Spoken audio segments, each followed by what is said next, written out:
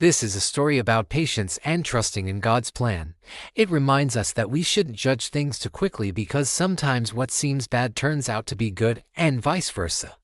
Once upon a time, in a small village nestled at the foot of a lush green hill, there lived a poor but content farmer named Adam.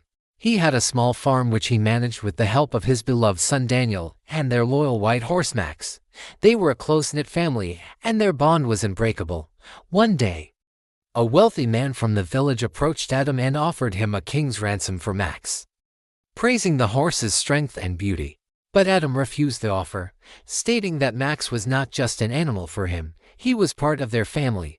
The rich man, disappointed by Adam's refusal, decided to leave, and he did. However, little did Adam know that this seemingly insignificant event would soon change his life in ways he could never imagine. Just a few days after the rich man's visit, while Adam and Daniel were working in the fields, they noticed that Max had mysteriously vanished. They searched for him everywhere, but the horse was nowhere to be found. When the villagers heard about Max's disappearance, they started mocking Mr. Adam, saying that he should have sold the horse to the rich man when he had the chance. Adam, however, remained calm and composed and simply replied, "There is both good and bad in everything." The villagers, not understanding his words, continued to mock him and left him alone with his misfortune. But Adam knew that Max would return. And in fact, the horse came back within a few days. Not only that, but Max also brought with him 5 more wild horses, each more magnificent than the last. The villagers, astonished by this sudden turn of events, now called Adam lucky and praised him for his good fortune. As Adam and Daniel were taming the new horses, a wild one suddenly reared up, throwing Daniel off its back and breaking his leg. The villagers, who had been calling Adam lucky just a moment ago, now began to mock him again, saying that he was the most unfortunate person in the village, despite the jeers of the villagers.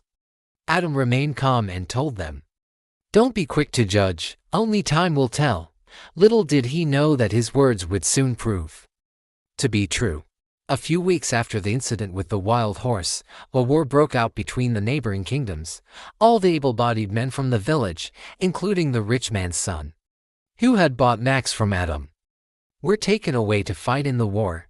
The villagers were distraught as they realized that they might never see their loved ones again. But amidst the chaos and despair, there was one family whose son was not taken. It was Daniel. Because of his broken leg, he was unable to join the army. The villagers, who had once mocked Adam for his son's injury, now came to him with tears in their eyes, thanking God that Daniel was saved. When they asked Adam how he had endured all the hardships with such grace, he replied, "Son, losing Max seemed like a tragedy, but it brought us more horses and saved your son from the war. Your injury seemed terrible, but it saved your life. So never judge too quickly. Good or bad, everything will pass. Trust God's plan, be patient, be grateful, and keep your faith strong." The villagers, touched by Adam's words, realized the importance of having faith in God's plan and trusting that everything happens for a reason. From that day on, they never judged someone by their circumstances and always tried to see the good in every situation, just like Mr. Adam. So remember, my friends, whether you are going through hardship or joy, remember to stay balanced, because only time can reveal the true meaning of everything that happens to us.